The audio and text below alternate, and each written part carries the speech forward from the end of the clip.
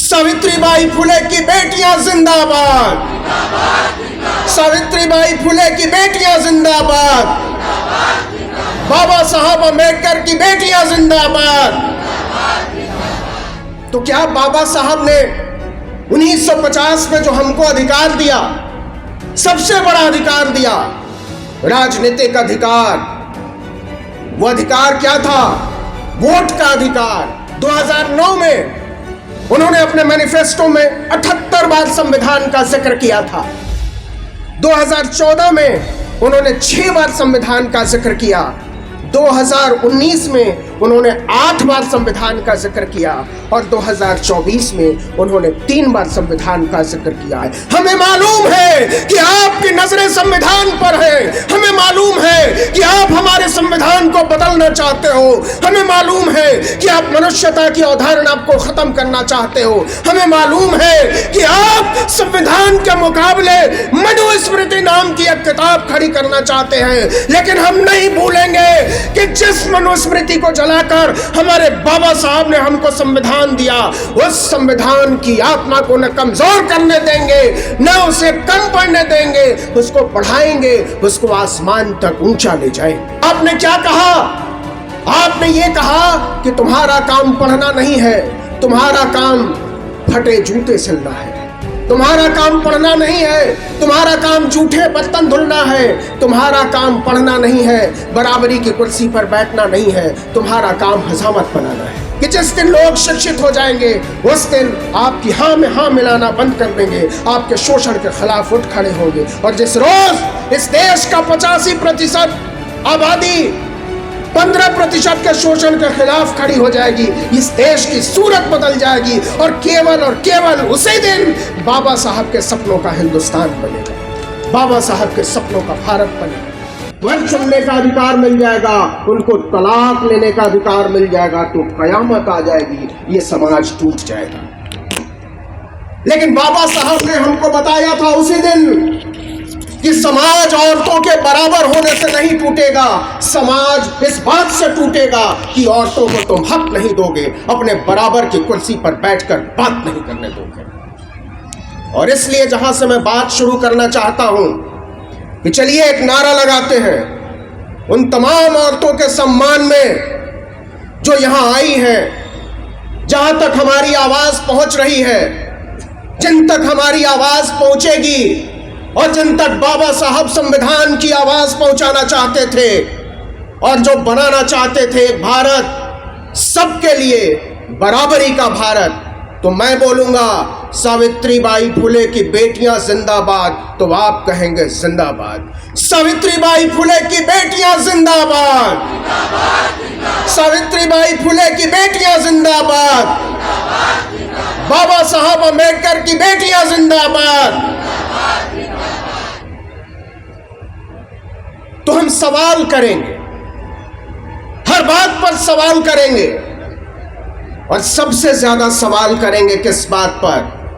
डर पर। क्योंकि आपका हर कारोबार डर पे चलता है। आप डरा कर रखना चाहते हो, और डरा कर रखने का आधार क्या है? कि आप शिक्षित नहीं होने दोगे। आप शिक्षित नहीं होने दोगे तो दूसरी लाइन क्या थी? संगठित बनो।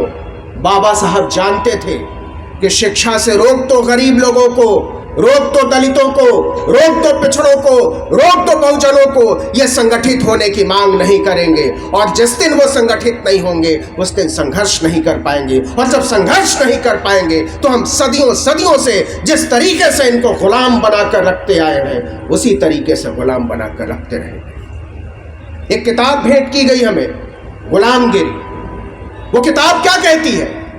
वो किताब यही कहती है कि तुम्हारी रूढ़ियां जो तुम्हें गुलाम बनाकर रखती हैं, उस पर सवाल करो।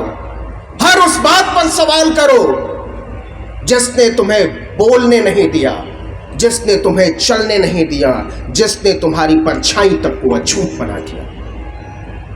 तो क्या बाबा साहब ने 1950 में जो हमको अधिकार दिया, सबसे बड़ा अधिकार दिया, राजनीतिक अधिकार, वो अधिकार क्या था? वोट का अधिकार। हर आदमी का वोट बराबर, आदमी और आदमी बराबर, आदमी और औरतें बराबर, गरीब और अमीर बराबर, शिक्षित और अशिक्षित बराबर। जब संविधान लागू हुआ और बाबा साहब बाहर निकले तो जेबी कृपलानी ने उनसे पूछा कि बहुत खुश लग रहे हैं आप। तो बाबा साहब का जवाब था कि आज मैंने वो कर दिया जिसका मैं सपना देखा करता था। आज मैंने भारत में आदमी और आदमी को बराबर कर दिया। तो जेबी कृपलानी ने कहा कि बात तो खुशी की है, लेकिन ये अनपढ़ लोग हैं, ज्यादातर लोगों के पास शिक्षा नहीं है, ये वोट की खरीद बिक्री करेंगे, ये लोकतंत्र को बर्बाद करेंगे, तहस नहस करेंगे, उससे समझौता करेंगे। आज वो सवाल हम सब पर हावी है कि क्या हम लोकतंत्र से समझौता करने को राजी हैं। और जब मैं लोकतंत्र से समझौते की बात कर रहा हूं तो मैं सीधे अल्फाज में कहना चाहता हूं कि क्या हम बाबा साहब और उनके बनाए हुए संविधान से गद्दारी करने को तैयार हैं। यह बात आपको कठिन लग सकती है, यह बात आपको चुभ सकती है, यह बात आपको बुरी लग सकती है, लेकिन यह बात कहनी पड़ेगी और इस बात पर चर्चा करनी पड़ेगी, क्योंकि जब 100 में 85 से ज्यादा हिस्सेदारी हमारी है तो लोकतंत्र को बचाने की जिम्मेदारी भी हमारी है, संविधान को बचाने की जिम्मेदारी भी हमारी है, मनुष्यता को बचाने की जिम्मेदारी हमारी है, न्याय को बचाने की जिम्मेदारी हमारी है, प्यार को बचाने की जिम्मेदारी हमारी है, इस मुल्क को, इंसानियत को बचाने की जिम्मेदारी हमारी है। और बाबा साहब की आत्मा हमसे पूछ रही है कि क्या तुम इस जिम्मेदारी को निभाने को तैयार हो। और मैं आपकी तरफ से कहना चाहता हूं कि हाँ, इस मुल्क का बच्चा बच्चा, इस मुल्क की हर औरत, इस मुल्क की हर बेटी, इस मुल्क का हर गरीब, हर नौजवान, हर दलित, हर पिछड़ा, हर पसमानदा, हर बहुजन इस जिम्मेदारी को निभाने के लिए तैयार है। वो मर जाएगा लेकिन संविधान से समझौता नहीं होने देगा, वो बर्बाद हो जाएगा लेकिन लोकतंत्र से समझौता नहीं होने देगा, वो इस देश की मिट्टी से समझौता नहीं करेगा, वो इस देश की आत्मा से समझौता नहीं करेगा। और ये आवाज उन सौदागरों तक पहुंचनी चाहिए जो आज लोकतंत्र की सौदागरी कर रहे हैं, जिनकी नजरें संविधान पर टिकी हुई हैं, जिनकी नजरें इंसानियत पर टिकी हुई है। वो बार बार इतिहास की बात करेंगे, वो बार बार परंपरा की दुहाई देंगे, वो बार बार अपने पुरखों की बात करेंगे। लेकिन याद रखना रे मेरे भाई, मेरे दोस्त, मेरे बुजुर्ग, मेरी माओ, मेरी बहनों, तुम हमेशा अपने निगाह भविष्य पे टिकाए रखना। यही रास्ता है इकलौता आगे बढ़ने का, यही इकलौता रास्ता है सोचने का, यही इकलौता रास्ता है मुक्ति के रास्ते पर चलने का। बाबा साहब ने हमको मुक्त किया था, लेकिन क्या हम उस मुक्ति को बचा पाए? क्या हम उस मुक्ति को आगे ले जा पाए? क्या आज हम दावे के साथ कह सकते हैं कि आज से 10 साल पहले, आज से 20 साल पहले, आज से 50 साल पहले हमारे पुरखों ने जो देश हमको दिया था, आज के बाद हम अपने बाल बच्चों को उससे बेहतर देश दे रहे हैं? क्या हम अपनी आत्मा पर हाथ रखकर यह वायदा कर सकते हैं यहां बैठे हुए बच्चों से, बेटियों से, कि कल के भारत से बेहतर भारत तुमको दे रहे हैं? और अगर हम यह वायदा नहीं कर पा रहे हैं तो हम सब ने संविधान, लोकतंत्र और बाबा साहब की शिक्षाओं को ठगा है, धोखा दिया है। हमें एकता की जरूरत है, हमें सबको साथ लेकर चलने की जरूरत है, और हमें एक दूसरे के साथ खड़े होने की जरूरत है। बाबा साहब बार बार राष्ट्रवाद की बात करते थे, आज भी राष्ट्रवाद की बात हो रही है, लेकिन क्या बाबा साहब का राष्ट्रवाद और आज जो राष्ट्रवाद की बात हो रही है वो दोनों राष्ट्रवाद एक है? मेरे दोस्त, मेरी माओ, मेरी बहनों, मेरे बुजुर्गों, इन दोनों राष्ट्रवाद में आपस में कोई लेना देना नहीं। बाबा साहब का राष्ट्रवाद क्या कहता था? बाबा साहब का राष्ट्रवाद यह कहता था कि भारत एक देश है, एक राज्य है, वो राष्ट्र नहीं है। वो राष्ट्र तब तक नहीं बनेगा जब तक इस देश में सारे लोग बराबर नहीं हो जाते, जब तक इस देश में सारी गैर बराबरी खत्म नहीं हो जाती, जब तक इस देश से हर तरह की असमानता और अन्याय खत्म नहीं हो जाता, तब तक ये देश राष्ट्र नहीं बन सकता। लेकिन आज हमको क्या बताया जा रहा है? आज हमको बताया जा रहा है कि राष्ट्र परंपराओं का नाम है, राष्ट्र रूढ़ियों का नाम है, राष्ट्र किसी मंदिर का नाम है, राष्ट्र किसी पूजा, किसी पुजारी, किसी महंत, किसी मठ, किसी मठाधीश का नाम है।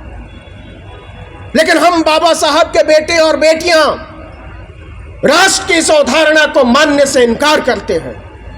और राष्ट्र की इस अवधारणा को मानने से इनकार इसलिए करते हैं कि हमने दर्द झेला है, हमने असमानता झेली है, हमारे पुरखों ने अन्याय झेला है, और इसलिए हमारे राष्ट्र और आपके राष्ट्र में फर्क है। आपका राष्ट्र किसी धीरेन्द्र शास्त्री का राष्ट्र है, हमारा राष्ट्र हमारे बाबा साहब का राष्ट्र है। आप कहते हो कि देश इस बाबा से चलेगा, किसी झुमटा बाबा से चलेगा, किसी चिमटा बाबा से चलेगा, किसी कंप्यूटर बाबा से चलेगा, किसी पता नहीं कौन कौन से बाबा से चलेगा। हम कहते हैं कि इस देश में सिर्फ एक बाबा की जरूरत है, यह देश सिर्फ एक बाबा से चलेगा, इस देश को सिर्फ एक बाबा की जरूरत है, और वो हमारे बाबा साहब है। और सिर्फ उस बाबा को बचाने के लिए इस देश से हर तरह के बाबाओं को उखाड़ा जाना चाहिए, क्योंकि बाबाओं की ये मंडलियां लोकतंत्र को कमजोर कर रही है। बाबाओं की ये मंडलियां हमारे बाबा साहब की तौहीन कर रही है। बाबा साहब, इन बाबाओं की मंडलियां बाबा साहब की शिक्षाओं की तौहीन कर रही है, और हम ये मानने को, यह स्वीकार करने को हरगिज राजी नहीं। क्या हो रहा है बगल में मणिपुर में? कितनी सारी बेटियों को कपड़े उतार कर सड़कों पर घुमाया गया, कितने सारे चर्च, कितने सारे मंदिर, कितनी सारी मस्जिदें खाक कर दी गई। वहां की राज्यपाल ने कहा कि एक हिस्से के विधायक राज्य के दूसरे हिस्से का दौरा नहीं कर सकते, और इस देश को चलाने वालों को कोई फिक्र नहीं होती, और आप राष्ट्र बनाने चले हो। क्या हो रहा है फलस्तीन में? आपने 50 साल, 60 साल, 70 साल से जो एक नीति बनाई थी कि हमारे लिए हर राष्ट्र जो संप्रभुता पर आधारित है, हम उसके साथ खड़े हैं। आपके राष्ट्र की अवधारणा गलत मूल्यों पर आधारित है, और इसलिए आप गाजा पट्टी में मारे जा रहे हजारों बच्चों, औरतों, बुजुर्गों, नौजवानों, बीमारों पर खामोश हैं। ईरान का हमला क्या कहता है? ईरान का हमला यह कहता है कि हमारे मुल्क के प्रधान को विदेश नीति समझ में नहीं आती है। उन्हें नहीं पता कि राष्ट्र क्या होता है, उन्हें नहीं पता कि राष्ट्रवाद क्या होता है, उन्हें तो यह भी नहीं पता कि इंसानियत क्या होती है, उन्हें तो यह भी नहीं पता प्यार क्या होता है। ये नफरत के सौदागर हमको प्यार की परिभाषा सिखा रहे हैं और चाहते हैं कि हम उनकी जय बोले। लेकिन हमें मानना पड़ेगा कि हम बाबा साहब की शिक्षाओं को कहां ले जाना चाहते हैं और क्या करना चाहते हैं उन शिक्षाओं का। हम सब लोगों ने आज नीला पहन रखा है। नीले का मतलब क्या?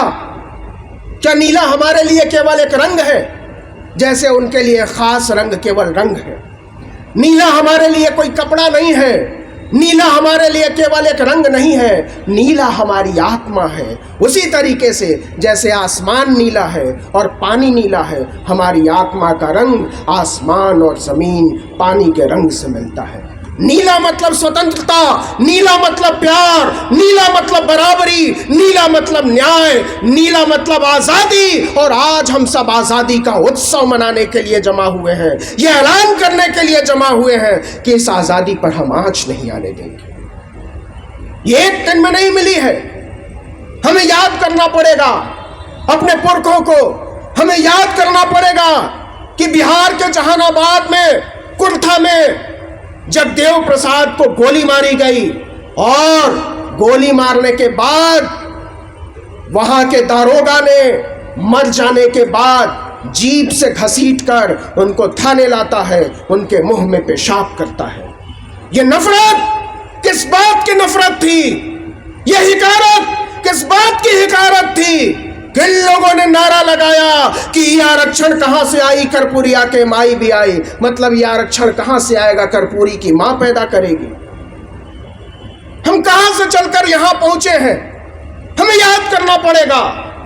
क्योंकि बाबा साहब ने जो शिक्षाएं दी, जो हमारे हाथ में संविधान नाम की सबसे पवित्र धर्म ग्रंथ हमको दिया, उस किताब से जो हमको मजबूती मिली, क्या हम उसको आगे ले जा पाए? छोड़िए आगे ले जा पाए, क्या हम उसको आगे ले जा पाने के लिए तैयार हैं? आपको एक खतरे की तरफ इशारा करना चाहता हूं और आप इसको समझेंगे और ज्यादा से ज्यादा लोगों तक इस बात को पहुंचाइए, क्योंकि हमारा और आपका सवाल नहीं है, ये केवल यहां बैठे हुए लोगों का सवाल नहीं है, ये हमारी आने वाली नस्लों का सवाल है। ये सवाल भारत के भविष्य का है। अभी अभी एक पार्टी ने मैनिफेस्टो जारी किया, बहुत सारी बातें उसमें हुई। उस मैनिफेस्टो पर जब हमने गौर किया तो समझ में आया कि ये लोग चोट कहां करना चाहते हैं। जरा ध्यान से सुनिएगा कि उसी पार्टी ने जिसने बार बार विकास की बात की अपने भाषणों में, उनका असल इरादा क्या है। 2009 में जब उनका मैनिफेस्टो आया तो उसमें भ्रष्टाचार 48 बार था। जब वो 2014 में आए तो भ्रष्टाचार 20 बार हो गया, फिर 2019 में 14 बार हो गया और 2014 में 3 बार हो गया। विकास 2009 में उन्होंने 248 बार विकास का जिक्र किया था और 2024 आते आते वो 84, 79 और अब 51 पर पहुंच गए। अर्थव्यवस्था का जिक्र उन्होंने 156 बार किया था, फिर 21 बार, फिर 30 बार और इस बार 10 बार किया है। महंगाई 6 बार, 7 बार और इस बार 1 बार किया है। लेकिन जिस बड़े खतरे की तरफ मैं इशारा करना चाहता हूं कि 2009 में उन्होंने अपने मैनिफेस्टो में 127 बार शिक्षा की बात की थी, 127 बार। 2014 में 127 से घट के सीधे 58 पर आ गए, आधे से भी कम। 2019 में 41 पर आ गए और इस बार केवल उन्होंने 29 बार शिक्षा का जिक्र किया है। 127 से सीधे 29। हमने इतना विकास किया है, लेकिन इससे भी बड़ा खतरा 2009 में उन्होंने अपने मैनिफेस्टो में 78 बार संविधान का जिक्र किया था। 2014 में उन्होंने 6 बार संविधान का जिक्र किया। 2019 में उन्होंने 8 बार संविधान का जिक्र किया और 2024 में उन्होंने 3 बार संविधान का जिक्र किया है। हमें मालूम है कि आपकी नजरें संविधान पर है, हमें मालूम है कि आप हमारे संविधान को बदलना चाहते हो, हमें मालूम है कि आप मनुष्यता की अवधारणा को खत्म करना चाहते हो, हमें मालूम है कि आप संविधान के मुकाबले मनुस्मृति नाम की एक किताब खड़ी करना चाहते हैं। लेकिन हम नहीं भूलेंगे कि जिस मनुस्मृति को जलाकर हमारे बाबा साहब ने हमको संविधान दिया, उस संविधान की आत्मा को न कमजोर करने देंगे, न उसे कम पड़ने देंगे, उसको बढ़ाएंगे, उसको आसमान तक ऊंचा ले जाएंगे। आप शिक्षा को खत्म करना चाहते हो और आप समझिएगा जरा इशारे को, क्योंकि आप कैसे शिक्षा को खत्म करना चाहते हैं। क्योंकि वो बार बार कहते हैं कि रिजर्वेशन बड़ी बुरी चीज है। वो कहते हैं रिजर्वेशन जो है वो टैलेंट को खा जाता है। गजब का टैलेंट लेकर वो आए हैं, पैदाइशी टैलेंट। लेकिन उससे पहले मैं एक बात करना चाहता हूं और जिसका जिक्र बाबा साहब बार बार कहते थे, प्राइवेटाइजेशन। बड़ी पूंजी, पूंजी जितनी बड़ी होगी डेमोक्रेसी उतनी छोटी होगी, लोकतंत्र की जड़ें उतनी कमजोर होंगी। एक देश में जितने ज्यादा धन्ना सेठ होंगे, उस देश में गरीबों की आवाज उतनी कम सुनी जाएगी। उस देश में दलितों, पिछड़ों, पसमानदा औरतों, आदिवासियों की आवाज उतनी कम सुनी जाएगी। और इसको जरा समझिएगा कि जब आप शिक्षा की बात करते हैं, जब पूंजी आएगी तो उसको सबसे ज्यादा दिक्कत किस बात से होती है?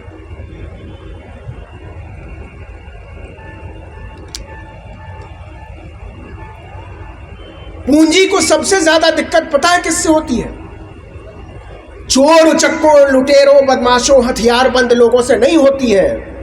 पूंजी को सबसे ज्यादा दिक्कत पढ़े लिखे लोगों से होती है, सोचने वाले लोगों से होती है, छात्रों से होती है, नौजवानों से होती है, आंख उठाकर चलती हुई बेटियों से होती है, बराबरी मांगती हुई औरतों से होती है, बराबरी का हक मांगते आदिवासियों, दलितों और बहुजनों से होती है। इसलिए आप अनपढ़ बनाकर रखना चाहते हो, क्योंकि आपको पता है कि शिक्षा समझ पैदा करती है, और जब समझ आएगी तो लोग अन्याय के खिलाफ बोलेंगे, और हर बड़ी पूंजी अन्याय पर आधारित होती है।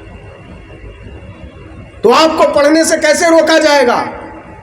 ऐसे नहीं रोका जाएगा कि आप स्कूल के लिए निकले, कॉलेज के लिए निकले और आगे पुलिस खड़ी हो गई ना। आपको रोका जाएगा आपसे पढ़ने लिखने का अधिकार छीन के, और वो अधिकार कैसे छीना जाएगा? प्राइवेटाइजेशन से। जरा आप नजर उठाकर देखिए अपने चारों तरफ, कुकुरमुत्ते की तरह उगे हुई प्राइवेट यूनिवर्सिटीज को देखिए, प्राइवेट कॉलेजेस को देखिए, प्राइवेट कोचिंग इंस्टीट्यूट्स को देखिए, प्राइवेट मेडिकल कॉलेजेस को देखिए, जहां कोई नहीं पूछता कि जहां रईस जातों की औलादें पढ़ रही हैं, जहां हर तरफ से धुतकारे, धिक्कारे, नकारे हुए लोग पढ़ रहे हैं, वहां टैलेंट है कि नहीं है। जिनका आईआईटी में एडमिशन नहीं होता वो जाकर एमआईटी में एडमिशन ले लेते हैं, जिनका बीआईटी में एडमिशन नहीं होता वो गलगोटिया में जाकर एडमिशन ले लेता है। हर डिग्री खरीदी जा रही है और हमसे, आपसे पढ़ने का, लिखने का, सोचने का अधिकार छीना जा रहा है। कैसे? जरा सोच कर देखिए कि आज देश में केवल 56 सेंट्रल यूनिवर्सिटी है मेरे दोस्तों, 56, और स्टेट यूनिवर्सिटी है 479, दोनों को मिला दीजिए तो 535। ये पिछले 72-73 साल का विकास है। इनमें से कई यूनिवर्सिटीज आजादी से बहुत पहले की हैं। Bombay university, Madras university, Patna university, ये सब आजादी से पहले खुल गई थी। तो उसको भी अगर आप आजादी के बाद का जोड़ लीजिए तो इस देश में टोटल यूनिवर्सिटी है 535, जहां रिजर्वेशन लागू है, जहां आपको रिजर्वेशन देना पड़ेगा। यह कानूनी हक है कि 50% आपको रिजर्वेशन देना पड़ेगा। तो रिजर्वेशन की जरूरत किसको है? सताए हुए लोगों को, जिनको सदियों सदियों से परंपरा के नाम पर, पूजा के नाम पर, रूढ़ियों के नाम पर गुलाम बनाकर रखा गया। आपने क्या कहा? आपने ये कहा कि तुम्हारा काम पढ़ना नहीं है, तुम्हारा काम फटे जूते सिलना है, तुम्हारा काम पढ़ना नहीं है, तुम्हारा काम जूठे बर्तन धुलना है, तुम्हारा काम पढ़ना नहीं है, बराबरी की कुर्सी पर बैठना नहीं है, तुम्हारा काम हजामत बनाना है। तो ये जो प्राइवेट यूनिवर्सिटीज खुली, 1995 में इस देश में एक प्राइवेट यूनिवर्सिटी थी, सिक्किम मणिपाल यूनिवर्सिटी, और आज जानते हैं 24 और 5 केवल 29 साल में इस देश में 455 प्राइवेट यूनिवर्सिटीज खुल गई। 455। तो जरा पता लगाओ कि इन प्राइवेट यूनिवर्सिटीज में ये जो निजी शिक्षण संस्थान खुले उसमें दलित कितने हैं, उसमें पिछड़े कितने हैं, उसमें अल्पसंख्यक कितने हैं, उसमें गरीब औरतें कितने हैं, उसमें आदिवासी कितने हैं, उसमें पसमानदा कितने हैं। इस देश में प्राइवेट यूनिवर्सिटीज इसलिए खोले जा रहे हैं ताकि इस देश का बहुजन फटे जूते सिलता रहे, जूठे बर्तन धुलता रहे, फोकट में हजामत करता रहे, मालिश और बेगार करता रहे, दरबानी और ड्राइवरी करता रहे। लेकिन हम ऐलान करते हैं कि हम इनमें से कोई काम हरगिज नहीं करेंगे। हम तुमसे बराबरी की कुर्सी पर बैठकर बराबरी की बात करेंगे। आप ये बराबरी छीनना चाहते हो, और मैं बार बार कहना चाहता हूं कि अगर बराबरी की भूख को बचाए रखना चाहते हो, अगर अपने आने वाली नस्लों के आंखों में उसका सपना मरने नहीं देना चाहते हो, अगर चाहते हो कि हमारी आने वाली नस्लें हमसे सवाल न करें, तो हर तरह के प्राइवेटाइजेशन का विरोध होना चाहिए, खासकर हेल्थ और एजुकेशन में। ये नहीं चल सकता। आप हमको दोयम दर्जे के स्कूलों में पढ़ाकर टैलेंट की बात करते हो।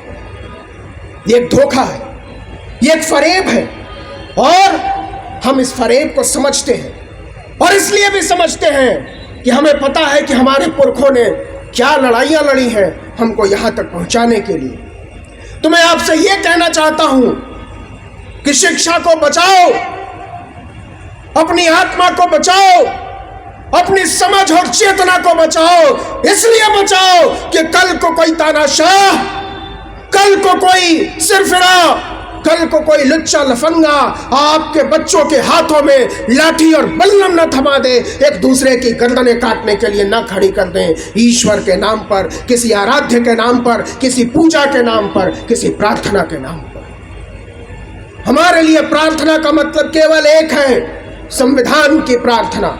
हमारे लिए पूजा का मतलब केवल एक है, लोकतंत्र की पूजा। हमारे लिए वंदना का मतलब केवल एक है, बाबा साहब की वंदना। इसके अलावा हम किसी चीज को नहीं मानते सिवाय इसके कि अगर ये लोकतंत्र बचा रहेगा तो हर चीज बची रहेगी, अगर संविधान बचा रहेगा तो हर चीज बची रहेगी, अगर संविधान ही खत्म हो गया तो न हम बचेंगे, न तुम बचोगे, न ये देश बचेगा। और इसलिए हमारी तरह की आवाजों को खत्म किया जा रहा है, हमें रोका जा रहा है। हम आपको बताना चाहते हैं कि पिछले 26 फरवरी को हमारा आर्टिकल 19 इंडिया का फेसबुक पेज, जिसके 5 लाख से ज्यादा फॉलोअर थे, उसको बंद कर दिया गया, रेस्ट्रिक्ट कर दिया गया। नेशनल दस्तक, जिसके 93 लाख फॉलोअर हैं यूट्यूब पर, उसको नोटिस जारी कर दिया गया। बोलता हिंदुस्तान, उसको बंद कर दिया गया। तमाम लोगों की आवाजों को बंद किया जा रहा है। क्यों बंद किया जा रहा है? ये लोग जरा नजर उठाकर देखो, ये कौन लोग हैं? ये आपके लोग हैं, ये आपके समाज के लोग हैं, और आपके समाज के लोगों को चुन चुन कर खत्म कर दिया जा रहा है, क्योंकि वो जानते हैं कि हम बराबरी की बात कर रहे हैं, वो जानते हैं कि हम न्याय और बंधुता की बात कर रहे हैं, वो जानते हैं कि हम चेतना की बात कर रहे हैं, हम प्यार की बात कर रहे हैं, हम भाईचारे की बात कर रहे हैं। इसलिए वो हम पर हमला बोल रहे हैं, और हमला इसलिए बोल रहे हैं क्योंकि उन्हें केवल एक भाषा सुननी आती है और एक भाषा समझनी आती है, और वो है नफरत की भाषा। और हम हर तरह की नफरत के खिलाफ हैं। तो आपको क्या लगता है कि आपके किसी प्लेटफॉर्म के बंद कर देने से हम खामोश हो जाएंगे? क्या लगता है आपको? हम डर जाएंगे? क्या लगता है आपको? हम भागने लगेंगे? क्या लगता है आपको? हम बचाओ बचाओ चिल्लाने लगेंगे? अरे हम बाबा साहब के बेटे बेटियां हैं। तुम हमारा प्लेटफॉर्म बंद करोगे, हम सभाओं में चीखेंगे, तुम सभाओं बंद कर दोगे, हम सड़कों पर चीखेंगे, तुम सड़कों पर नहीं चीखने दोगे, हम अंधेरे में चीखेंगे, लेकिन अपनी आवाज तुम तक पहुंचाएंगे और बुलंदी से पहुंचाएंगे। हम डरने वाले लोग नहीं हैं, क्योंकि हमारे पुरखे नहीं डरे। जिस बाबा साहब ने स्कूल की खिड़की पर पढ़ाई करके हमको हमारा संविधान दिया है, हम उस संविधान को बचाने की जिम्मेदारी उठाएंगे। और ये बाबा साहब का कर्जा है हमें से हर एक के ऊपर। हमको ये जिम्मेदारी निभानी पड़ेगी। हमें सोचना पड़ेगा कि कहीं ऐसा तो नहीं कि औरतों को, हमारी बेटियों को फिर से स्कूलों से, कॉलेजों से उठाकर फिर से फेंक दिया जाएगा किसी मंदिर की चौखट पर कीर्तन करने के लिए। वो क्या कहते हैं? वो कहते हैं परंपरा को बचाओ। हम भी कहते हैं परंपरा को बचाओ, लेकिन साहब आपकी परंपरा और हमारी परंपरा में कोई मेल नहीं है। आपकी परंपरा जूते मारने की परंपरा है, और हमारी परंपरा उस जूते खाने की परंपरा का विरोध करने की परंपरा है। आप जूते मारिए, आप जेलों में बंद करिए, आप सताइए, हम अपनी परंपरा का विरोध करेंगे। हम बोलेंगे, हम आवाज उठाएंगे, हम प्रतिरोध करेंगे। हम लोकतंत्र का रास्ता चुनते हैं, आप लोकतंत्र के खिलाफ का रास्ता चुनते हैं। ये हम दोनों के बीच कोई समानता नहीं है बाबू। वो ताकत के दम पर चाहते हैं कि इस देश के लोग नफरत के हक में खड़े हो जाएं। वो चाहते हैं कि बड़ी पूंजी के दम पर हम इस देश के आदिवासियों के खिलाफ खड़े हो जाएं। आपके बगल में छत्तीसगढ़ में हसदेव अरण्य में क्या हो रहा है और कैसे हो रहा है और किन लोगों के लिए हो रहा है। जब हम नागपुर से आ रहे थे तो हमने देखा अडानी का बहुत बड़ा कारखाना, और हमको बताया गया कि इस कारखाने से साहब यहाँ के लोगों का कोई भला नहीं हुआ है, यहाँ की सारी बिजली गुजरात जा रही है, और यहाँ के लोग अगर कुछ कर रहे हैं तो इन कारखानों में मजदूरी। अब बनारस चले जाइए, बनारस के लोग त्रस्त हैं, वो कहते हैं गुजरात के लोग हम पर राज कर रहे हैं, हमको इससे कोई दिक्कत नहीं है, लेकिन इस बात से दिक्कत है कि कोई भी सत्ता, कोई भी राज, किसी भी तरीके का राज शोषण पर आधारित नहीं होना चाहिए, हकमारी पर आधारित नहीं होना चाहिए, वो बराबरी, न्याय और बंधुता पर आधारित होना चाहिए। आप बुनियादी तौर पर प्यार के खिलाफ हैं और हम बुनियादी तौर पर प्यार के साथ हैं। आपकी रोजी रोटी दंगे से चलती है, हमारी रोजी रोटी संविधान से चलती है, शांति से चलती है, भाईचारे से चलती है। हम उसी के सपने देखते हैं, आप उसको खत्म करने के सपने देखते हैं। हम और आप बराबर नहीं हो सकते। लेकिन क्या यह मान लिया जाए कि इस बड़ी पूंजी के दम पर यह जो बर्बर, यह जो दमनकारी, यह जो दुष्ट सत्ता है जो खड़ी हुई है, हम सब मिलकर उसका विरोध नहीं कर सकते? हम मिलकर उसको खत्म नहीं कर सकते? मेरा मन कहता है ऐसा हरगिज नहीं है, और मुझे लगता है कि यह बड़ा आसान है। यह इतना आसान है कि हम इसको चुटकियों में खत्म कर सकते हैं। जिस दिन हमने बाबा साहब की शिक्षाओं को समझ लिया, जिस दिन हमने संविधान को समझ लिया, जिस दिन हमने संविधान की प्रस्तावना को भी समझ लिया, उस दिन से इस देश में कोई दमनकारी सत्ता नहीं है। आप कहते हो कि हम शोषण करेंगे और आप उसको प्यार का नाम देते हो। आप कहते हो हम लोकतंत्र और संविधान पर हमला बोलेंगे और आप उसको परंपरा कहते हो। हम कहते हैं कि हमको समानता, न्याय, बंधुत्व, शिक्षा, स्वास्थ्य चाहिए, आप कहते हैं आपको त्रिशूल और तलवार चाहिए। हम आपकी व्यवस्था को मानने से इनकार करते हैं। बताइए किस जेल खाने में डालेंगे आप? आपको अपनी जेल खाने बढ़ाने पड़ेंगे। आपको पता होगा कि बगल में आसाम में बहुत सारे शिविर बनाए जा रहे हैं जेलों में डालने के। आप लिख लीजिए इस बात को कि अगर हमने इस व्यवस्था का विरोध नहीं किया, अगर इस दमन का विरोध नहीं किया, तो इस देश में बस्तियां छोटी होंगी और जेलें बड़ी होंगी। क्या हम उस रोज के लिए तैयार हैं कि जब हमारे घर की भाजी रोटी कोई सत्ता तय करे? क्या हम उस रोज के लिए तैयार हैं जब हमारी शिक्षाएं कोई और निर्धारित करे? वो खुदाई कर रहे हैं इतिहास की, वो 700 साल पुरानी इमारतें खोद रहे हैं, वो दीवारें खोद रहे हैं, वो खोद रहे हैं कुछ गड्ढे। हम भी कहते हैं कि खोदो, जरा ज्यादा खोदो, थोड़ा और गहरा खोदो, क्योंकि जब तुम और गहरा खोदोगे तो हम जानते हैं कि वहां हमारे बुद्ध को दफन किया है तुमने। तुम्हारी हर साजिश को हम समझते हैं। तुमने अयोध्या की तहजीब को खत्म किया। आप ये भूल जाते हैं कि वो बुद्ध की परंपरा की अयोध्या है, और आप ये बात सीधे बोल कर जाते हो। इस जमीन के जर्रे जर्रे में बुद्ध दफन किए गए हैं, लेकिन आपको भूलना नहीं चाहिए कि किसी को दफन कर देने से, किसी को मार डालने से, किसी को घसीट देने से, किसी का अपमान करने से उसकी शिक्षाएं खत्म नहीं होती।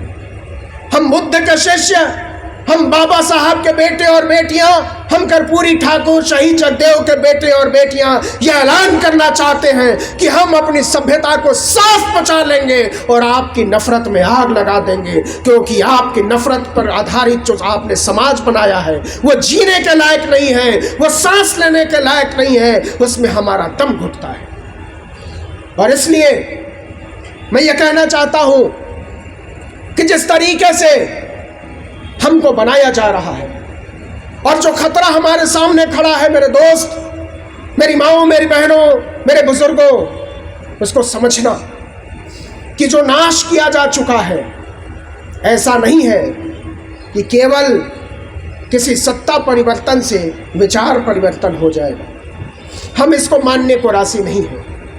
जितना विनाश हो चुका है, जितना नफरत बोया जा चुका है, जितनी हिकारत लोगों के दिलों में डाली जा चुकी है, उसको फिर से पहले जैसा बनाने में कम से कम 20 साल लगेंगे। ये देश कम से कम 50 साल पीछे जा चुका है।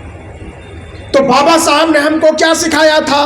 आगे की तरफ देखो, उन्होंने क्या खोले स्कूल, उन्होंने क्या खोले कॉलेज, उन्होंने क्या कहा बनाओ विश्वविद्यालय, उन्होंने क्या कहा रिजर्व बैंक बनाओ, और आप क्या कहते हो मंदिर बनाओ, आप क्या कहते हो मठों को बचाओ, आप क्या कहते हो पूजा पद्धति और प्रार्थना को बताओ।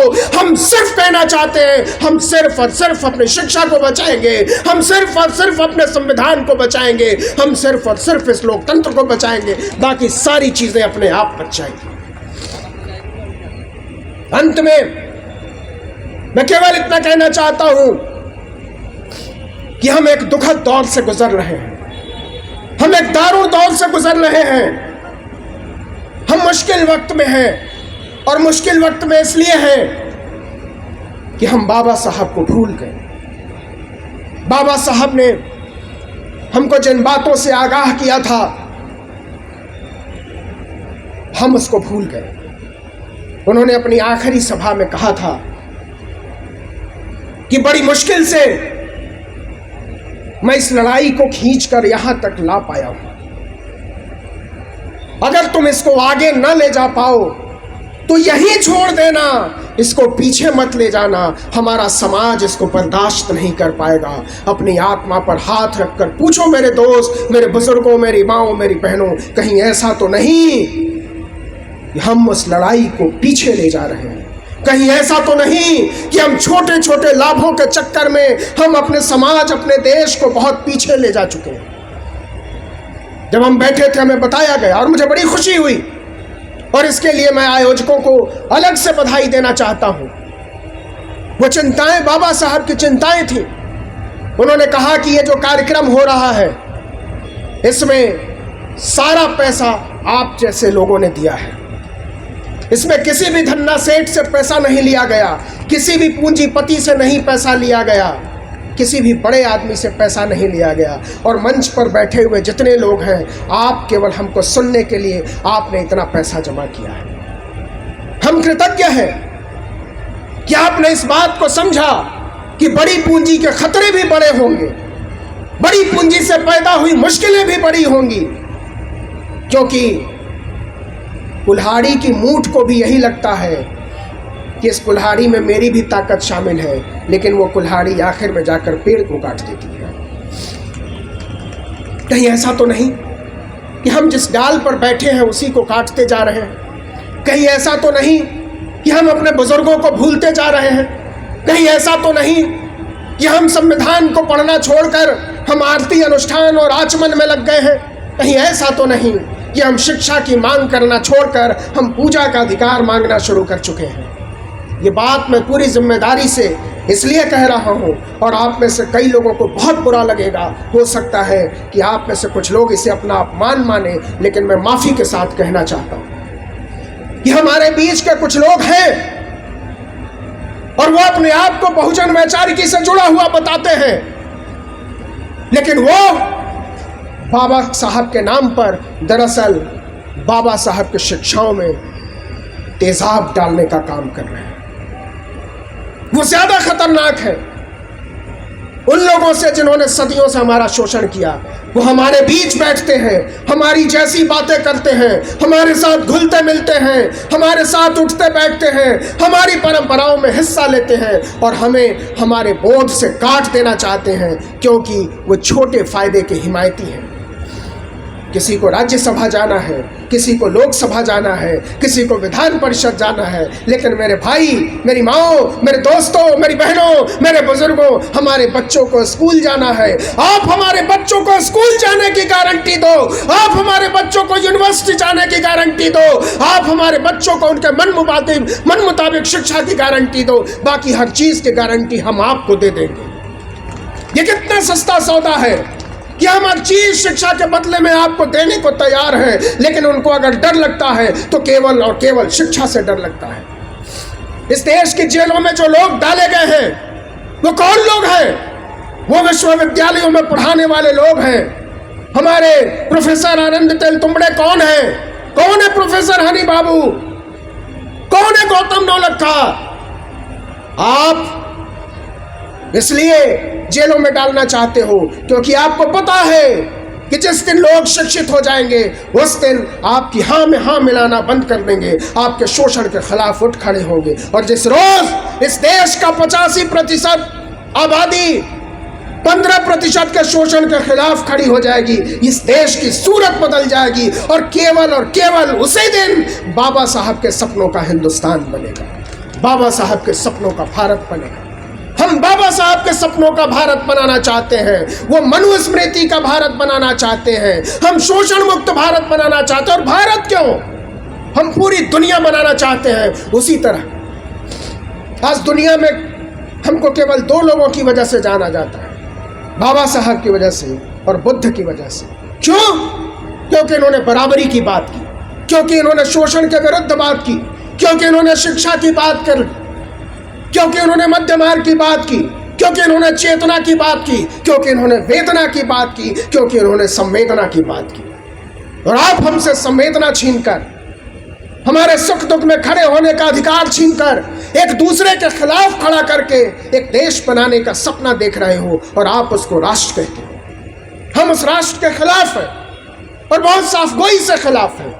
आपको जो सजा देनी हो दे दीजिए, लेकिन हमारी तरह के लोग हमेशा बोलेंगे, चाहे आप हमारी कमर तोड़ दीजिए, चाहे आप हमें गोली मार दीजिए, चाहे आप जेलों में डाल दीजिए, चाहे हमें नेस्तनाबूद कर दीजिए, हम अंतिम सांस तक बोलेंगे हम बाबा साहब के बेटे बेटियां हैं, हम संविधान के साथ है केवल, हम लोकतंत्र के साथ है केवल, हम मनुष्यता के साथ है, हम भाईचारे के साथ हैं, हम समता, न्याय और बंधुत्व के विचार के साथ हैं। और अंत में मैं सिर्फ एक बात कहना चाहता हूं, ये साथ आने का वक्त है, ये छोटी छोटी लड़ाइयों को भूलने का वक्त है, ये आपस में उठी हुई दीवारों को गिराने का वक्त है, ये विचारों के आधार पर गले मिलने का वक्त है। कहीं ऐसा ना हो कि जब तक हम इसकी अहमियत को समझें उस रोज तक इसकी ज़रूरत ही ख़त्म हो जाए। मेरे दोस्त, इस देश को इतना पीछे मत जाने दो कि आगे बढ़ने की लड़ाई असंभव लगने लगे। आज बाबा साहब की आत्मा उम्मीद भरी नजरों से हम सब की तरफ देख रही है कि जिन लोगों को हमने संविधान दिया, जिन लोगों को हमने न्याय, समता और बंधुत्व का विचार दिया, जिन लोगों को हमने लोकतंत्र दिया, वो रोज चाहे जो हो जाए इस लोकतंत्र को बचा लेंगे, संविधान को बचा लेंगे, मनुष्यता को, बोध को बचा लेंगे। तो करा के दंगा, जला के बस्ती, मुआवजा बांटता है जो अब, करा के दंगा, जला के बस्ती, मुआवजा बांटता है जो अब, उठो के मिलजुल कर हमको है उसका खाना खराब करना। आपने हमें बुलाया, इतना मान दिया, इतने प्यार से सुना, इतनी हौसला अफजाई की। मैं एक बार फिर से कहना चाहता हूं कि ये हमारी खुशकिस्मती है, ये आपका बड़प्पन है।